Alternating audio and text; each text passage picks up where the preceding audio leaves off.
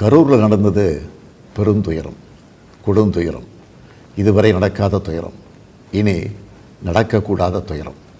மருத்துவமனைக்கு நான் நேரில் போய் பார்த்த காட்சிகள் இன்னும் என் கண்ணை விட்டு அகலலை.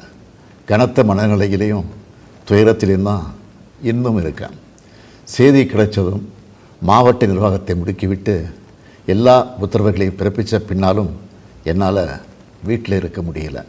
உடனே அன்றைக்கி நைட்டே கரூருக்கு போனேன். குழந்தைகள், பெண்கள்னு 41 உயிர்களை நாம் இழந்திருக்கிறோம்.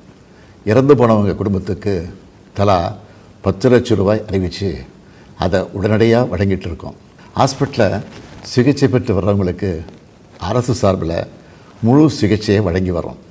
நடந்த சம்பவங்களுக்கான முழுமையான உண்மையான காரணத்தை ஆராய முன்னாள் நீதியரசர் அருணா ஜெகதீசன் அவர்கள் தலைமையில் ஒரு நபர் விசாரணை ஆணையம் அமைக்கப்பட்டிருக்கு. ஆணையத்தோட அறிக்கை அடிப்படையில் அரசோட அடுத்த கட்ட நடவடிக்கையில் இருக்கும்னு உறுதியளிக்கிறேன். இதற்கிடையே சோஷியல் மீடியாவில் சிலர் பரப்புற வதந்திகளையும் பொய் செய்திகளையும் பார்த்துட்டு தான் இருக்கேன். எந்த ஒரு அரசியல் கட்சி தலைவரும் தன்னோட தொண்டர்களும் அப்பாவி பொதுமக்களும் இறக்கிறத எப்பொழுதும் விரும்ப மாட்டாங்க. இந்த சம்பவத்தில் உயிரிழந்தவங்க எந்த கட்சி சார்ந்தவங்களாக இருந்தாலும் என்னை பொறுத்த வரைக்கும் அவங்க நம்மளோட தமிழ் உறவுகள். எனவே சோகமும் துயரமும் சூழ்ந்திருக்கக்கூடிய இந்த நிலையில் பொறுப்பற்ற முறையில் விஷமத்தனமான செய்திகளை தவிர்க்கணும்னு கேட்டுக்கிறேன்.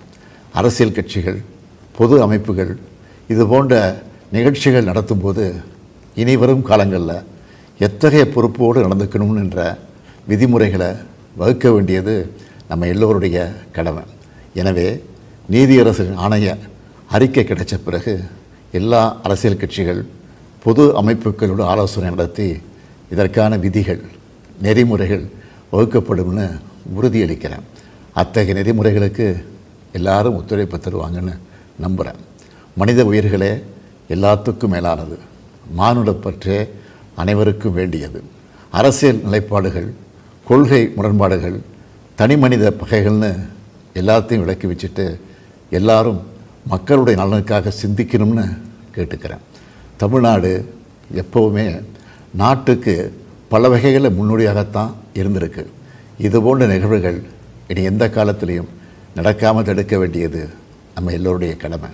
நன்றி, வணக்கம்.